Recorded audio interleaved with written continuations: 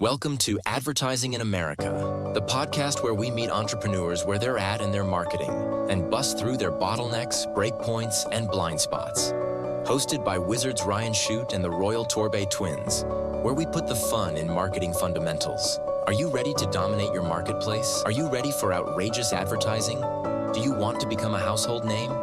Brought to you by Wizard of Ads for Services. Visit us at wizardofads.services to book your free strategy session with Wizard Ryan Shute today. On today's episode of Advertising in America, we want to know how you heard about us. Will asking this question help fine-tune your marketing mix, or are you just getting sold a bill of goods that will never pay off? Mick, I'd really like to know how you heard about us. What do you have to say? Okay, sit back, because how did you hear about us is something that triggers me. Ever call a company and the first question they ask is, how did you hear about us? You know why they're doing this, right? They want to know which of their advertising efforts resulted in this call. They're hoping that you say, I heard your commercial on 104.5 Duck FM, or maybe you'll say, I see your billboard every day on the way to work, or perhaps you'll respond, I saw your TV commercial on my favorite show. Here's the part that bothers me. The reason the business person is asking this question is because they don't know the answer. Think about this. A company spending literally thousands, maybe hundreds of thousands of dollars in marketing doesn't know what works.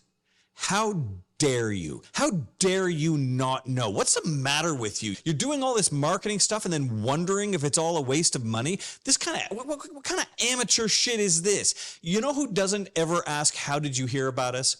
Home Depot. They never ask this question. You know why? Because they already know the answer. Because they're fucking professionals. And most importantly, they know the answer a customer gives when you put them on the spot won't actually help them anyway. Home Depot has more than one path to connecting a customer with a purchase. You can go to the website, maybe listen to a radio commercial, or see an ad on TV. Perhaps you're just driving by and see a giant orange store. Asking how did you hear about us doesn't give you a useful answer, because you can only give one. Maybe you saw Home Depot ads on TV for years, saw their trucks on the road, heard radio commercials, got their flyer in your mailbox, and they're asking, how did you hear about us? Well, which one of those is correct? I mean, if you're holding the flyer in your hand, I guess it's the flyer that worked. All that other stuff was a waste of money, right? Only maybe the TV commercial was really great, and that's why you bothered to read the flyer in the first place. Oh, and your business has multiple paths to a sale too, doesn't it? Did they see a truck wrap, hear a commercial, visit you online, maybe spot you on Google Maps? Probably all of the above and more. The answer is never just one thing, so the question is meaningless, and you're wasting your customers' valuable time asking it. Shame on you. But my best/worst example of how did you hear about us came from a real client of mine. He'd been working with me for about 5 years, and business was up by a lot. His competitors were struggling. His business was thriving in the same market. So imagine my surprise when the client calls me up and says, we're canceling the radio campaign. Well, that's odd. It's been running for years. What's the problem? Well, none of our sales are coming from the radio commercials. So I ask them, how do you know where the calls are coming from? Well, because we ask every single caller, as soon as they call, how did you hear about us? And pretty much they never say, we heard your radio commercial, so obviously the radio doesn't work. They all say they got a referral or word of mouth of the website, never the radio ads. Well, this makes me furious, but not for the reason you think. I mean, yes, I wrote the radio commercials, but that's not why I'm pissed. I'm pissed because asking the question is rude. Asking that question to your customer is rude. You're changing the subject from what your customer wants to talk about to what you want to talk about. And how dare you do that, ever? A customer calls with something specific on her mind, and you're all, well, first things first. I want to know if I'm spending my marketing dollars correctly. So hold on to your problem for a while and help me get more efficient with my spending. No, stop that. Stop it. When a customer calls you, you solve their problem, and then you let them go on with their day.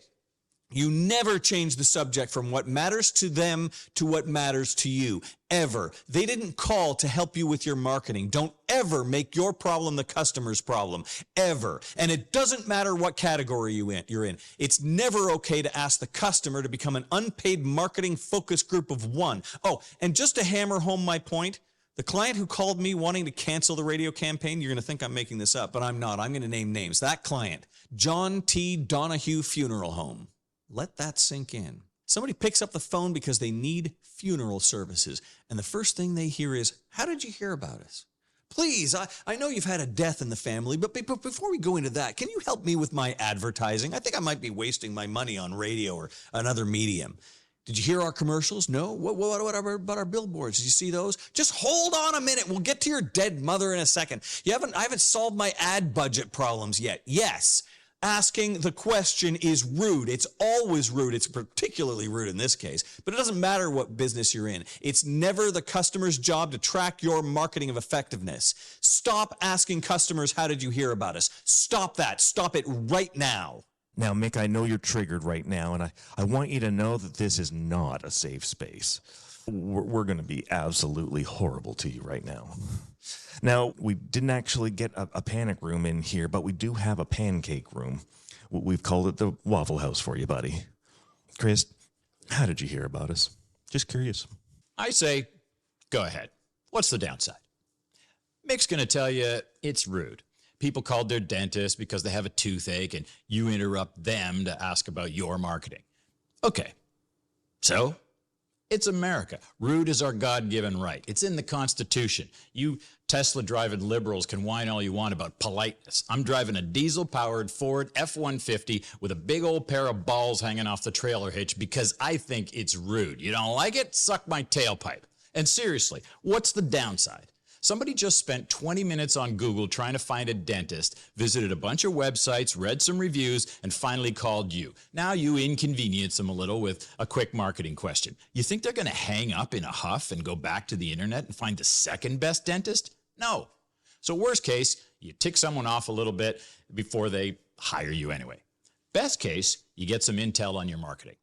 Which brings me to the second thing that Mick's going to tell you, that it's bad data. Back in the old days, if you asked that question, there were decent odds that the caller would literally be holding the yellow pages, so they'd probably just say the yellow pages to get you to move on.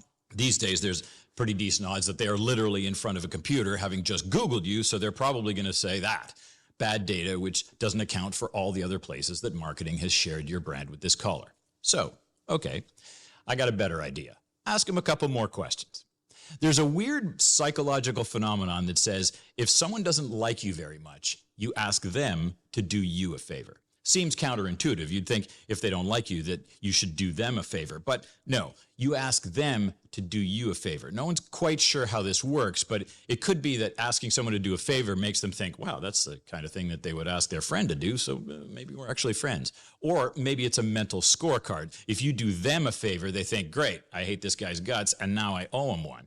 But if you ask them to do you a favor, well, now they think that you owe them. They think they're ahead. So go ahead. Ask your caller to do you a favor. Sure, she's a little ticked off that you haven't started talking about her toothache yet, but now she's doing you a favor, so maybe you're friends after all. And hey, you want better data? Ask more questions. When the caller says, yeah, I guess I found out about you on Google, get the CSRs to say, well, sure, Mrs. Jenkins, but when you saw that whole list come up on Google, how did you pick us from that list? And that's when she's going to say, I recognized your name from that awesome radio campaign that Chris Torbe wrote, and that's why I called you. Then ask them to tell you maybe which spots they remember, or which lines, or which offers, and there's your good data. And now she's done you a favor, instant friendship. So in conclusion, yeah, ask them how they heard about you. I really have no idea which one of you two is the evil twin. Seriously, it's getting to me. Before peeling back this onion any further, let's hear a word from our sponsor. Hey listeners, Wizard Brian Chute here. Want a personalized strategy to instantly 4x the effectiveness of your marketing dollars? Schedule a free call with me at wizardofads.services. We'll chat about your goals and how you can quickly dominate your marketplace. I have limited availability though, so don't delay. I guess you could delay it a bit, but not too much. That'd be like an over delay. So maybe just skip the delay part entirely and book your call just as soon as you're ready to start making money. You certainly don't want to delay that, right? And now, pitter patter. No, because it's got layers. It's not like an onion, though. Oh, and it's also because of his crazy defense about the thing that really kind of stinks a little bit. Yeah, it stinks like an onion. Yeah, yeah. Terrible idea. Though I did like the yellow pages. Seriously, let me get this straight. You think we're not wasting enough of our customers' time? I got a better idea. I got an even better idea. which is you ask them the question, you ask them the follow-up question so you get good data, and then you say, Mrs. Jenkins, thank you very much for helping me out. You know what? I'm going to give you $100 off your bill. Now, that's value stacking. That's classic Ryan Chute right there. Now She you've wants asked them her to fucking problem solved. Now- She doesn't want to talk about you and your shitty commercials. You just surprised her with an extra $100. Let's give away more money. You referenced that I was going to talk about bad data. By the way, the data is bad. It's absolute shit. And that's because people will say anything to get you to stop talking about the bullshit they don't care about and get them back to their thing. So they will tell you whatever's at the top of their head. I saw fucking skywriting. Can we talk about my problem, my dead water heater, my fucking whatever it is I need? The idea that you think you're going to get good data when you put someone on the spot, when they don't want to talk about this thing, they actually have a thing that they really want to talk about. They made a phone call about it, and now you're going to say you're going to derail that whole thing in order to get them to talk about something stupid. They will very quickly derail your problem and get it back on track, and they'll say anything, and I can prove it. That's true. And look, I can prove it because in Scotland, we had a mailer that we were sending out for an event. I was live at that event. 1,500 mailers did not arrive. The Royal Post let us down, sadly, that they very rarely do that. However, never arrived. So there was this committee that started buzzing around thinking we should change the scripts of how we're going to call out and see if they got their mailer and stuff. And I said, no, we're not changing anything. We're absolutely going to say the exact same thing because I was kind of curious about what was going to happen here.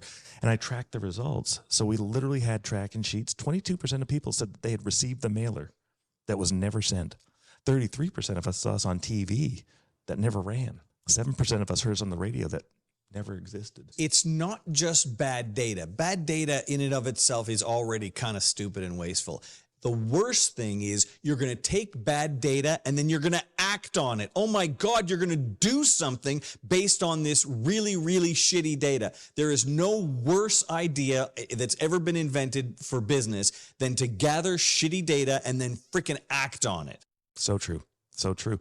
So it's a complete red herring. And the results of that you just said from your Scottish example don't surprise me in the least. Roy Williams did exactly the same thing when they launched Benjamin Franklin, the Punctual Plumber. They ran radio commercials for 6 months before they opened the company. And then they tracked how people heard about them. Here's the Radio data. was like number 6 on the list. The previous 5 things they didn't do. never did. There was Yeah. no word of mouth. There was no company. There was no website. There was no billboard. My dad's campaign. been There was using no you for TV. years. None of that shit. A friend recommended me. No, they didn't. Your friend didn't hire us because we don't exist. It's shitty data, and then we act on it. So we're wasting people's time rudely, making them solve our problems instead of us solve their problems. And then the data we get is shit. 31% heard about them from the newspaper. They didn't run newspaper. This is Benjamin Franklin. 24% saw the TV ad. No TV ad. No. 19% said a referral. There was no company. It didn't exist at that time. 17% had no idea. Not That's surprising. honest. That's actually probably the most accurate data there. 4% heard it on the radio. 4%. Yep. Literally 100% of the people heard it on the radio. Otherwise, they wouldn't be there. It was the only thing that they had. Quite literally. And 5% said other. They weren't 100% sure of how to put that beat on there. Yeah. When we've run the data, this has happened over and over again. We did a similar thing in Detroit not long ago.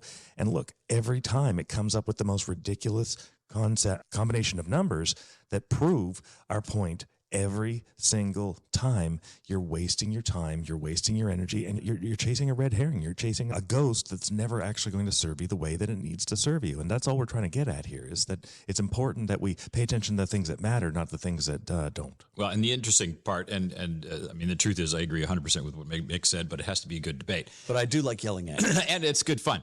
But what I loved is that discussion about how it is almost all the time a bunch of things. I mean, it's interesting, the Benjamin Franklin thing, they just ran a radio campaign, they came out of nowhere. But as he said with Home Depot, there's the building, there's the trucks, there's the outdoor, there's several different media, there's word of mouth, there's referrals, there's all kinds of different things.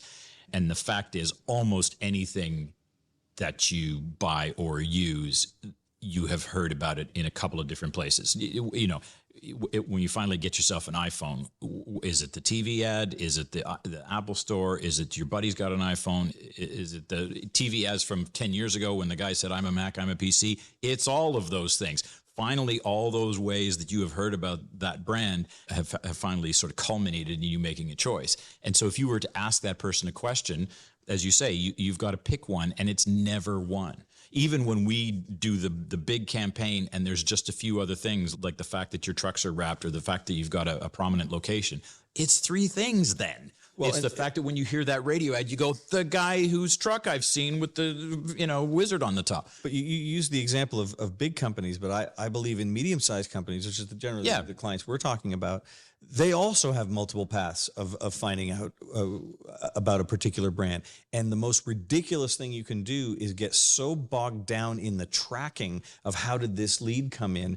I literally know people who are so ridiculous that they put a different phone number on their truck as compared to the phone number that's on the website, as compared to the phone number that's on the TV commercial, as compared to, because they want to try and sort, when they do an outdoor campaign, they put a different phone number on that because they want to know, well, was it the outdoor? Was it the truck? Like, how did this thing come in? And again, it doesn't tell you why the customer called. It tells you the last thing they did just before they called. And even that might be inaccurate, right? Because they may see that billboard. They're not going to pull over to the side of the road, get a pen out, write it down, get back on the highway. They're going to get home and say, I saw a billboard for Mixed Discount Dynamite, and they're going to Google it and find the phone number. Now they're going to get the one that comes up on Google, and it's going to get attributed to being the one that's generated Latin, all the links when it was actually the billboard. In Latin, it's post hoc ergo propter hoc. By the way, that's a sentence that's supposed to remind you that it's fucking stupid and it's not true. It happened because of what happened just before. Yeah. That's not that's a fallacy. That's why it was such a popular phrase that they translated it into Latin. Well, no, what it goes to show you is that people have been making mix arguments since the Roman times. Since the freaking Roman times. Stop asking the toga purchasers where they heard of your toga shop. Yeah. And the idea of wrapping your trucks is not so that people will see your truck wrap and stand outside next to your truck and dial the phone. That's not actually going to happen. And even if 0 people call the number that's on that truck, it doesn't mean the truck wrap was not useful. And ditto for all of the other things. In almost every case, a client in a medium-sized business has a wrap truck, has a website, has some sort of an outdoor thing, might have a high visibility location, and an offline campaign and an online campaign. And all of these things work together. And if you don't understand that, you have no business being in the marketing world. You should have somebody else do it. If you really don't know the answer to that question, how dare you? You're a fucking amateur, and that's bullshit, and you need to stop doing it. Well, or does it even matter? Because, like one of the things we say to our clients a lot is, here's the campaign. It's going to be a really strong campaign. Lots of people are going to see it. We know the reach and frequency and all those sorts of things. But then when we find it, when we get the billboards to align and we get the website to align and we get the, when they do a booth at the local fair, it looks the same. What it does is it makes the brand look big and consistent and well thought out and solid, and that builds trust. It doesn't actually matter. What is important is what all of that cumulatively conveys, as opposed to whether, right? So you do all of those things. They all contribute a little. Doesn't matter how much each one contributes. The fact is the totality is what's meaningful. Yeah. And so you do all of them so that you continue to look like that big market-leading trustworthy brand. And that's why Dunkin' Donuts doesn't ask you how they heard about you when you walk in and get yourself a coffee. Yeah. Now, a lot of this data is covered in a video that you can find on YouTube by Les Binet called The Short of It. And it really does kind of capture the holistic nature of marketing. Now, this is over a decade worth of research and collected data. So we're talking about sizable sample sizes, well-researched, well-documented proof that, in fact, it is a cumulative effect. It is a compounding effect that matters more than the last touch attribution that we're giving whatever place they came from last. Even Google will tell you that the best SEO you can possibly do is to have an offline campaign. That's right. If people will then do direct search rather than by intent search or organic search or category search, that they will even acknowledge, and they will show you their data that shows that an offline campaign will accomplish that, even though nobody will call you up and say, hello, I heard your radio commercial and I'd like to purchase some products and services. If anybody ever calls you up and says, hello, I heard your radio commercials and I'd like to purchase some products or services, you can say, hello, Mrs. Torbe, because that's my mom. She's the only one who does that. Literally the only only person who does that. And she does it a lot, actually. It's Well, I mean, she's a team player, and we appreciate that. I do respect her. In fact, I had a client in Edmonton who had someone call up literally and say, "Hi there, I heard your radio commercials, and I'd like to spend $35,000 on one of the products they sell." And of course, he'd heard me say this before, except that my mom doesn't live in Edmonton. He was trying to figure out why she wanted to go like 4 time zones away to buy a really expensive product, which she didn't. Tell me about the Yellow Pages story. Well, so How Did You Hear About Us was invented by the Yellow Pages. And that's because back in the good old days, before Google, the Yellow Pages was Google. And so that allowed people to search by category. That's, I mean, we search you need by a tow category. truck, you look up tow truck. Yeah, you'd look it up in the Yellow Pages under T instead of Dave's tow truck. So they would have the Yellow Pages. And the Yellow Pages had the phone number. Of course, that was the only way to get a phone number back then. We didn't have every freaking phone number on the planet in our pocket back in those days. The phone was here, and the phone book was right underneath it. And so if you needed a phone number, you'd do that. And so you'd have a business that would have a TV campaign or a radio campaign or a newspaper campaign, but then when you actually needed the product or service that they provide, well, you have to call them. Well, if you know that they're a jeweler, then you go to J and you look it up, and there's the ad, and you go, good, and you dial them up, and they say, cool, how did you hear about us? And so the Yellow Pages would say, make sure you ask your customers when they call you, how did they hear about us? They would literally be holding the Yellow Pages in their hand. That was good for the Yellow Pages. That's why they invented it. That's why no other people did that, because nobody else was holding the freaking thing when they called. So Yellow Pages invented this self-serving thing so that they could prove to that purchasing the Yellow Pages was a good idea. And it was a good idea. It was absolutely essential. It was as essential as having a Google presence is today. But it wasn't the only thing that mattered. The thing that's wrong is that we don't have 10 boxes to check. And if we do have 10 boxes to check, what's the fucking point? You're checking all 10 boxes. The data becomes shittier again. But that is why I like my 3-question idea, because it's good for my business, not good for your business, which is if you ask them 3 questions, then they are going to say, yeah, okay, well, before I Googled you, yeah, I guess I'd heard you on the radio. And then I'm going to get credit. And now my customer's going to think. They're going to be even more annoyed with you, and they're going to just say, I don't know, my fucking uncle told me, can we please talk about my broken water heater? Does certainly create a friction point. Also, you're wrong about everything. I am. You know what? I will give you, I'm 100% wrong on this one, but it's a good conversation. It does make for He good does commentary. like riling up his brother. He really does. He actually does. He really does. Been doing it since I was 11. Whatever you do, don't ask people how you heard of us. Yeah. I mean, Seriously. I know I make a good case. Yeah, I but know it's I'm the more compelling of the 2 brothers, but don't do it. He's the better looking of the 2, but he's wrong about this. I am wrong. They come for the conflict. That's what makes this Stay fun. for the cursing. Right? And stay for the cursing and the cussing and the jokes. Before we go, though, let's talk about 3 actions that you can take to figure out your ideal marketing mix. But first, a word from our sponsors. Remember that saying, only half your marketing is working, you just don't know which half? Let's help you with that. Book a free strategy session with Wizard Ryan Shute today at wizardofads.services. Yes, that's a URL, wizardofads.services. Now let's get back to the show. In conclusion, to wrap things up, stop asking, how did you hear about us? It's flawed data and red herrings. Measure what needs to be measured, but don't subscribe to this notion that all things must be measured to be effective. Plan out your marketing budget to address the short-term and long-term goals in your marketing. Benet and Fields suggest that a home service company, for example, should get a mix of about 60% of the budget to brand presence, and that 40% of the budget should be put towards sales activation. When you're just starting out, it'll be the other way around, but your goal should be to reverse that over time. Thank you for tuning in to Advertising in America, and remember, you're an American, not an Americant. Get out there and be awesome today. You can do it. Till next time. Thank